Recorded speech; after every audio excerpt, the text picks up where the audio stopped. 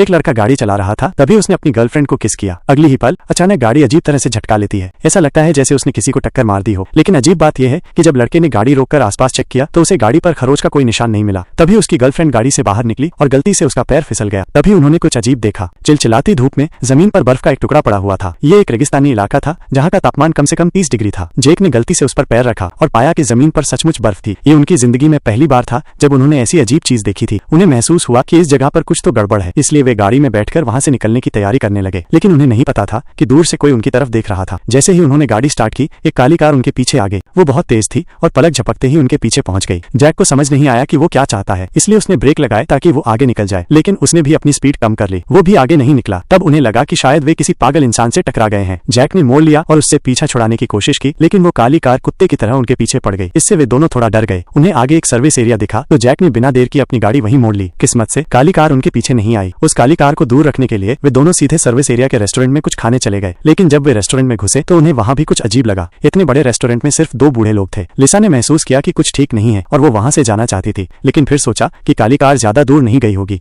इसलिए वो रेस्टोरेंट में ही रुककर खाना खाने लगे। लेकिन उन्हें नहीं पता था कि रेस्टोरेंट के लोग भी सामान्य इंसान नहीं थे। जल्दी खाना खाने के बाद वे फिर से सड़क पर निकल गए। हालांकि उन्होंने ज्यादा देर तक गाड़ी नहीं चलाई। गाड़ी ने फिर से झटका लिया जैसे उसने किसी चीज को टक्कर मार दी हो, इसलिए वे दोनों जल्दी से गाड़ी से उतरकर चेक करने गए। लेकिन अजीब बात यह थी कि गाड़ी पर कोई निशान नहीं था। ऐसा लग रहा था कि वे वापस उसी जगह पर आ गए थे। जब वे दोनों घबराए हुए थे तो काली कार फिर से उनकी नजरों के सामने आ गई, जैसे कि वो जानबूझकर उनका पीछा कर रही हो। इस बार लिसा ने एक साहसी फैसला लिया और तुरंत काली कार के पास जाकर पूछा कि वो क्या चाहता है। लेकिन जैसे ही उसने काली कार के मालिक को देखा, वो अचानक डर गई और उसकी टांगें ठंडी पड़ गईं। फिर उसने जैक को गाड़ी में खींचा और भागने लगी। जैक ने लिसा से पूछा कि उसने अभी क्या देखा, लेकिन लिसा के पास जवाब देने का समय नहीं था। उसके दिमाग में बस एक ही ख्याल था, जितनी जल्दी हो सके वहां से भागना है। लेकिन जैसे ही लिसा ने गाड़ी स्टार्ट की, काली कार भी पीछे से उनका पीछा करने लगी। लिसा इतनी डर गई थी कि उसे मजबूरी में गाड़ी की स्पीड बढ़ानी पड़ी, लेकिन ये पूरी तरह से बेकार था। काली कार ने भी स्पीड बढ़ाई और उनका पीछा किया। लिसा को इतना घबराया हुआ देखकर जैक को बहुत उत्सुकता थी कि लिसा ने अभी क्या देखा था। लिसा ने उससे जितनी जल्दी हो सके पुलिस को फोन करने को कहा, लेकिन इस सुनसान इलाके में कोई सिग्नल नहीं था। लिसा के पास कोई विकल्प नहीं था।